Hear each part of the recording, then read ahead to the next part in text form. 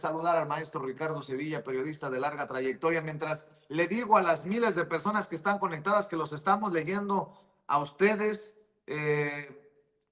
y les agradezco su apoyo económico porque acabo de ver superchats de Agustín Durán de $100, de Bronco 0610 de $500.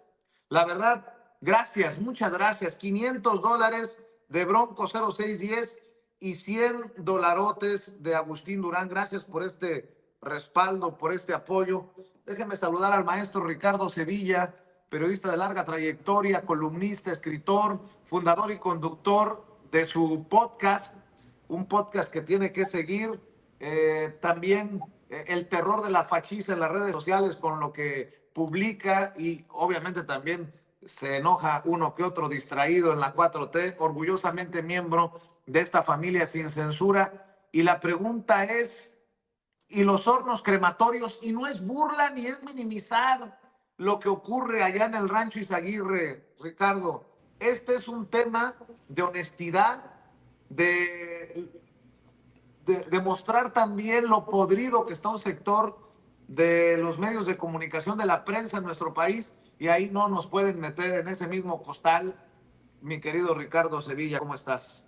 Estoy muy bien, querido Vicente, público memorioso, y efectivamente está gangrenada cierta parte de la prensa corporativa. Nosotros, fíjate que fuimos quienes acuñamos esa frase y la acuñamos aquí precisamente en Sin Censura. Se estuvo hablando durante mucho tiempo de la prensa tradicional, de los medios tradicionales, y nosotros dijimos, por primera vez, dado que es una sociedad anónima de capital variable, dado que es una empresa, entonces es una corporación. Son medios de comunicación corporativos. A mí me alegra infinitamente que lo hayamos hecho en este espacio y me alegra muchísimo que la mayoría de los colegas y las colegas periodistas independientes hayan acuñado este término, porque me parece que es lo que más revela a esos medios de desinformación. Medios corporativos no defienden el periodismo, nunca lo han hecho, defienden sus intereses, defienden sus contratos, defienden sus convenios, y eso es lo que les apura. Y si no, véalos ahí desesperados, regurgitantes. Y bueno, pues ahora en el tema que nos atañe, el asunto de los supuestos campos de exterminio, de los desaparecidos, pues resulta que no hubo campos de exterminio, resulta que no hubo campos de la muerte, no hubo fábricas de asesinatos, no, resulta que no hubo personas ejecutadas por gaseamiento. No hubo instalaciones macabras donde se torturara ni se calcinara a las personas como aseguraba y como quería y como deseaba lamentablemente la derecha, toda esta comentocracia. Ahora sabemos, Vicente, que lo que hubo fue un deleznable montaje, otro montaje, un circo montado por el conservadurismo, por esos medios de comunicación corporativos que van atizando esta narrativa. La derecha, ¿qué quería? Quería inocular miedo, inyectar espanto, quería que la población estuviera aterrada, que tuviera miedo y que dijera, por ejemplo, aquí en México impera la barbarie y hay desalmados que buscan la solución final, porque eso era lo que imaginaban o lo que pretendían. Aquí, en el país que gobierna la presidenta Claudia Sheinbaum, ese era el meollo del asunto. Aquí, en el país que gobierna el partido Morena, porque la presidenta emana de ese partido político, hay criminales sedientos de sangre que lo único que quieren es exterminar a buena parte de la población. Sí, sí, eso quería la derecha, que la gente se descorazonara, que tuviera temor, que dijera, yo voté por Morena, yo voté por Claudia Sheinbaum y estoy arrepentido. Buscaban ese efecto, lamentablemente. ¿Por qué? Porque Chumel Torres, porque Carlos Alarraqui, porque el Saco de Pus dicen que en México hay campos de exterminio y que eso es responsabilidad del gobierno federal. Ergo, es responsabilidad de Claudia Sheinbaum.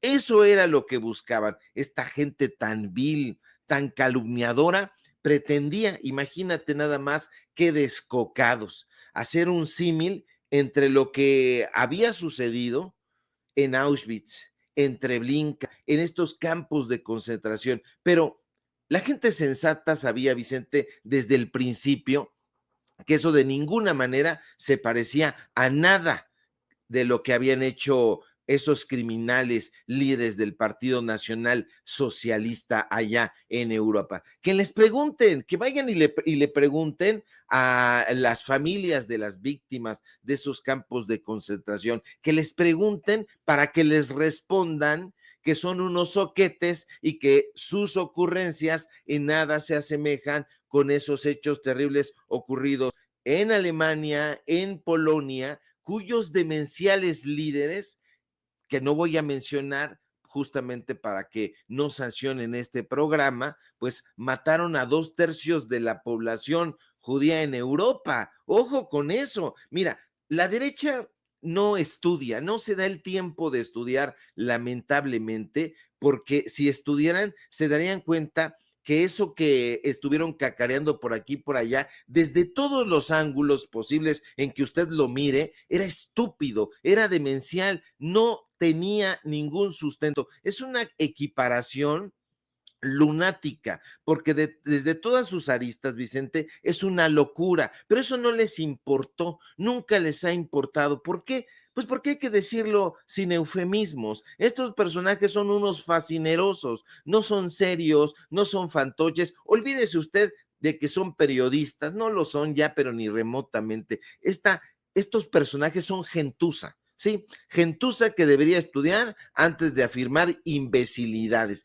pero como no estudian, insisto, están atascados en la mediocridad y en la mentira, porque las huestes del nacionalsocialismo supusieron que eran 6 millones de muertos después de todo este conteo. Aquí en Jalisco, Vicente, no hubo ningún holocausto, que no marche, no voy a decir ahora ninguna grosería, ningún palabrón, pero que no se la prolonguen, como dicen aquí en mi barrio. Perdón, dije que no iba a decir palabrotas, pero esa no es una palabrota. Pues no hubo. Y qué bueno que no lo hubo, Vicente.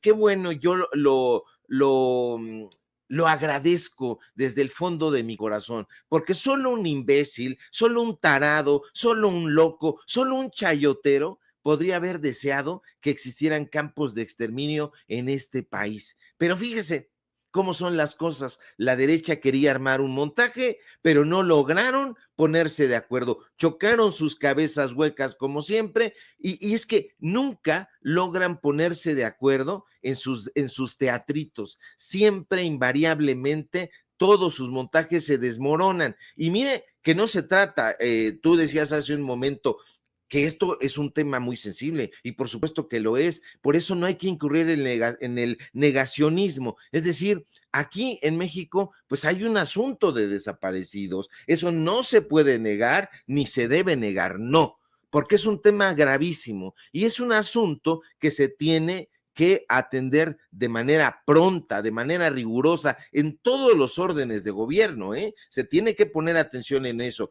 en todos los poderes, en el poder ejecutivo, en el poder legislativo, en el poder judicial, se tienen que comprometer a atenderlo ya, de manera urgente. Eso no puede esperar. Pero más allá de este flagelo que existe lamentablemente, lo cierto es que los comentócratas se exhiben una y otra vez orquestando campañas sucias, utilizando cualquier bajeza para impulsar esta terrible cruzada en contra de todo lo que huela a la transformación, de todo lo que huela a Morena, de todo lo que huela al gobierno federal. ¿Esto qué revela? Pues que la derecha no tiene límites, están vueltos locos y han utilizado el tema de las personas desaparecidas en México con absoluta mezquindad.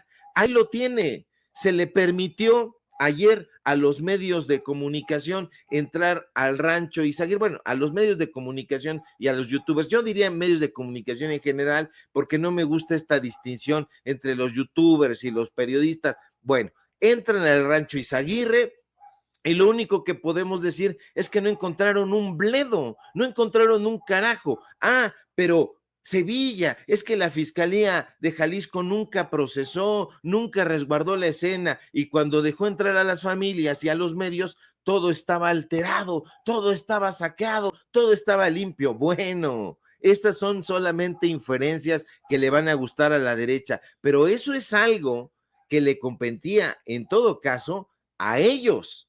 Les competía y no lo hicieron de ser el caso. Todo mundo ha hecho lo que le ha dado su regalada gana prácticamente en ese rancho. Fíjate, desde el principio los colectivos dieron portazo, se metieron ahí como Juan o como Juana por su casa, las autoridades no resguardaron el lugar, todo mundo ha entrado ahí como ha querido. Bueno, hasta Lourdes Mendoza tomó una de sus bolsas carísimas y se fue a tomar selfies al rancho.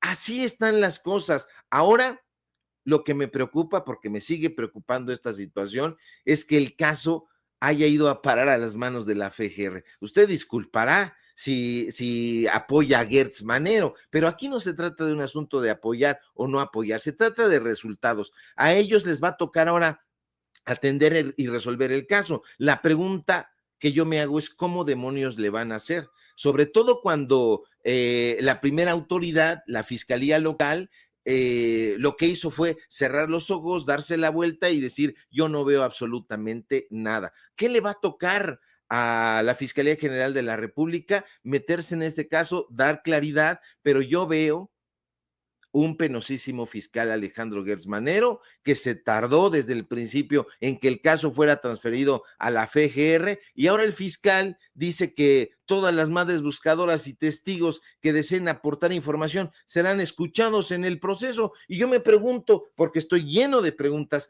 ¿cómo van a hacer eso? ¿Cómo le harán? ¿Cómo? Porque yo me estoy tratando de imaginarme el momento, la escena y digo, a ver, va a venir una madre buscadora o que se diga madre buscadora y decir, yo estuve ahí, lo vi esto, vi aquello y bla, bla, bla, ahora ya no hay nada. Eso desastroso, ya vimos que esto fue un montaje, observamos y escuchamos ahí con la señora Adela Micha que hasta Cecilia Flores, que no es precisamente amiga de la transformación, pues salió a decir que el asunto de Teuchitlán pues había sido y sigue siendo un montaje. Pero yo insisto, Vicente, lo más terrible, lo más alarmante del caso es el uso político, electoral que se le está dando a este caso. Se desmorona y siguen estos tontos como náufragos buscando en alta mar una tablita donde puedan colocar sus argumentos o sus demencias y continuar el camino. Van a ir a dar a una isla desierta, van a ir allá estos personajes. Yo insisto, ningún político, ningún partido debería utilizar este dolor, este tema como herramienta política. Y bueno, pero ¿qué podemos esperar, Vicente? Son buitres, son carroñeros, es gente hambrienta de chayote que pues está tratando de picotear todo lo que esté a su paso con tal de desacreditar a este gobierno porque han visto con frustración que no van a regresar a gobernar y eso no es palabra mía. Eso es palabra del pueblo de México que los ha visto fracasar una y otra vez y dice, en las urnas yo no voto por estos ladrones, en las urnas yo no voto por estos clasistas, ni por estos racistas, ni por estos nepotistas, ni por estos carroñeros. Querido Ricardo, por cierto, hoy en la mañanera también la doctora Claudia Sheinbaum, la maestra, iba a decir, la doctora Claudia Sheinbaum, la presidenta de México, le metió un coscorrón a Nayib Bukele, el presidente de El Salvador, por andarse metiendo. Fue un cerradón de hocico, eso lo digo yo, pero Nayib Bukele, ¿qué se anda metiendo en temas de México? Nayib Bukele, fíjate que retomando algo que publica un camarada de redes sociales acá en México, escupe su veneno y la presidenta hoy dice, no me voy a pelear con Bukele, pero respeto, respeto. Y es que Nayib Bukele se mete a este tema de la seguridad en nuestro país, mi querido Ricardo Sevilla, y básicamente nos quiere dar clases de cómo resolver el tema de la seguridad, estado por estado. Eh, Gracias, como también la ayuda que ha ofrecido Donald Trump, pero lo que es de los mexicanos lo resolvemos los mexicanos. Le duela a quien le duela, le pese a quien le pese, Ricardo Sevilla. Se trata de un personaje como Bukele, que por decirlo suavemente, pues es un baladí, es un incompetente. Fíjate, aquí me llaman la atención varias cosas. La derecha dice sentir comezón, sentir urticaria por los gobiernos populistas. Eso lo han dicho una y otra vez Kraus, Aguilar Camín, en Nexos, en Letras Libres. Dicen, ay, el populismo, los líderes carismáticos, pero la verdad es que sienten un cariño especial y una admiración especial por Nayib Bukele. Sí, lo adoran. Miren, y este presidente salvadoreño, pues es un auténtico populista. Por eso me llama la atención que estos personajes se pronuncien una y otra vez a través de los artículos de Sheridan, los artículos de Said y de toda esta gente en contra de los gobiernos populistas, de los líderes carismáticos. Ahí no están metiendo a este auténtico populista, que es Bukele. Usted recordará que el presidente salvadoreño, que es visto como, por los pasguatos como una especie de superhéroe, ordenó construir una megacárcel, ¿sí? ¿Se acuerda de esa megacárcel? Yo creo que sí, porque ahí está en las plataformas, en YouTube, en Facebook, en Twitter, están todas estas. Yo me preguntaría, ahí alcance, ¿quién está pagando todos esos videos que se están dando a conocer como comerciales ahí en el gobierno de Bukele? Bueno, está este centro de confinamiento del terrorismo, como le llaman, donde se violan y atropellan todos los días los derechos humanos y lo estamos viendo en los videos. Lo que me pasma es que en el país que ha pasado a ostentar la tasa de encarcelamiento más alta de todo el mundo, este macabro centro penitenciario sea el orgullo de Bukele, del populista. Usted, insisto, ha visto las imágenes, ahí están los videos, yo no miento.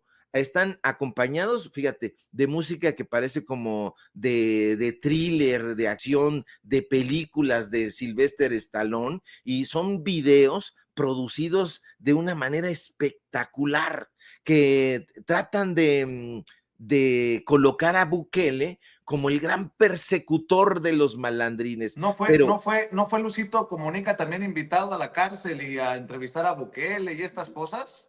ahí estuvo sentadito este inútil de Luisito Comunica, que hoy están defendiendo, que por supuesto que no da un paso sin guarache, este Luisito Comunica, que todo lo cobra, él cobra por mención, tiene sus tarifas ya, en algún momento por ahí lo estuvieron exhibiendo, él no da paso sin guarache, para él todo es negocio en ese camino de los influencers. Y bueno, ahí lo vimos efectivamente. Yo no sé si fue un video, si fue un podcast o lo que haya sido, pero ahí están las imágenes. Ahí lo vemos metido, haciéndole la barba, que estas entrevistas de repertorio y de lucimiento que estila Luisito Comunica y pues haciéndole la promoción a un personaje que es populista y que tiene todas las características, ese sí, de ser un dictador. Él quiere que lo miren como el personaje que le ha ganado la batalla a las pandillas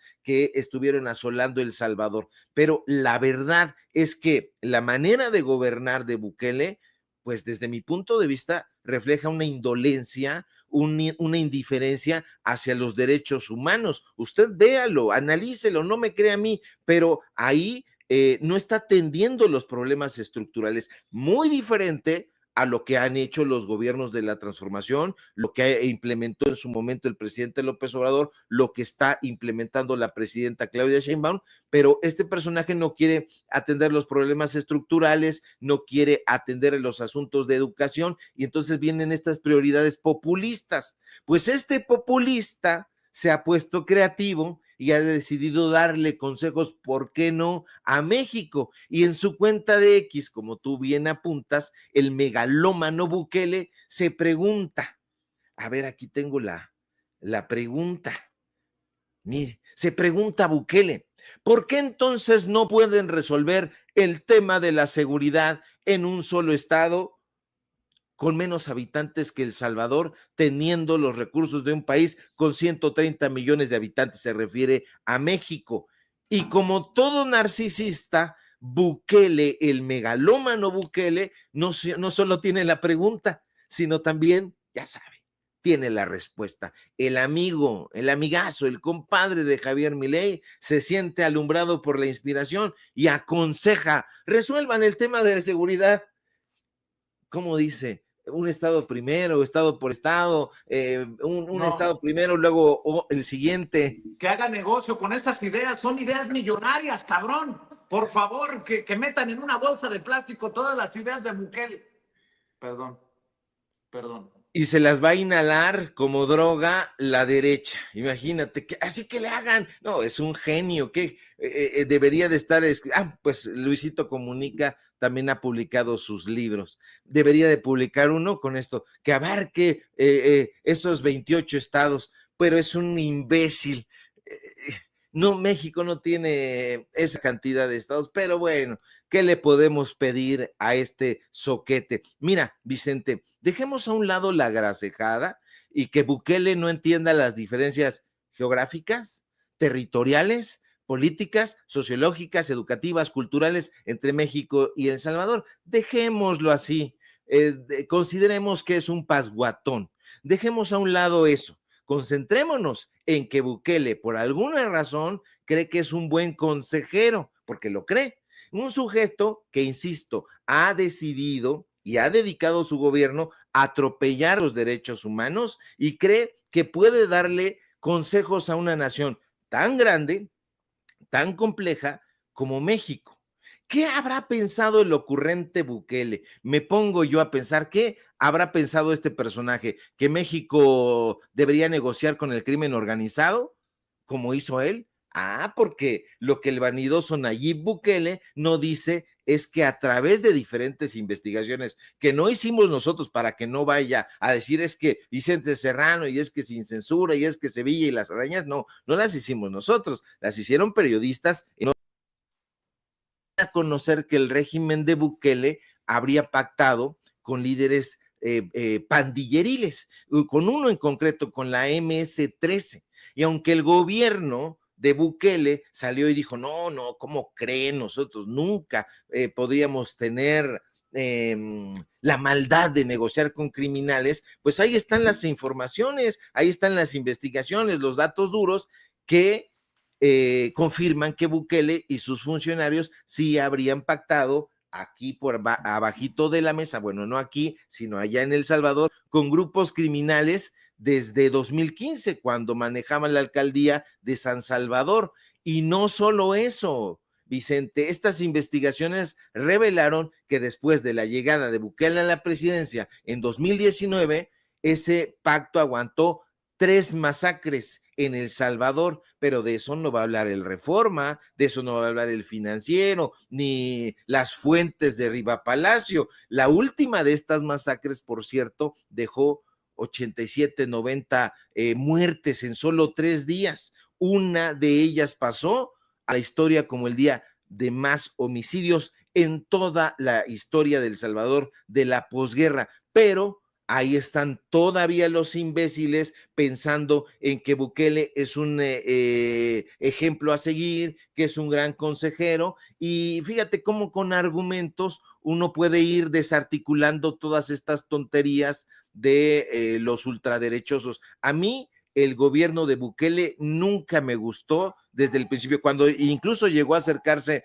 al presidente Andrés Manuel López Obrador, nosotros advertimos que le diera una patada en la cola, como dicen aquí en mi barrio, y no dejara que este personaje se acercara, porque pues es un personaje absolutamente populista y el tiempo lo ha puesto en en su justa dimensión. Y ahora, pues está dando consejos, debería dedicarse a consejos. ¿Quién sabe? En una de esas le pasa como Calderón y después de que termine su periodo en la presidencia, se va a dar cátedras extraordinarias al país preferido de los conservadores y neoliberales. ¿Adivina cuál? A España. Mi querido Ricardo Sevilla, maestro, cerremos invitando a la audiencia para que vea el podcast, para que esté al pendiente de lo que publicas. Por favor, cerremos la semana, mi querido Ricardo Sevilla. Claro que sí, querido Vicente, público memorioso. Síganme, por favor, en mis redes sociales, en X, @SevillaCrítico. Síganme en Datos Duros Podcast. No se puede perder estas entrevistas, porque en unas, dije no iba a decir una mala palabra, pero me voy a concentrar en unas de esas entrevistas casi me madrean, porque hacemos planteamientos fuertes y no hacemos entrevistas a modo, así que no se las pierda. Échenos una mano o dos o tres o las que pueda, porque estamos ahí nadando contra corriente, en contra de estos conservadores que no tienen argumentos, sino solamente ocurrencias. Síganos en nuestras redes sociales y, por supuesto, aquí en La Familia Sin Censura, donde somos orgullosamente miembros. Te mando un fuerte abrazo, querido Vicente, y estamos pendientes a la información. @SevillaCrítico, aquí en la X, en Twitter, para que busque al maestro Ricardo Sevilla. Te mando un abrazo, maestro, estamos al pendiente. Otro. Gracias al maestro Ricardo Sevilla hablando con nosotros sin censura. Mi querido Toño, yo creo que ya vas corriendo.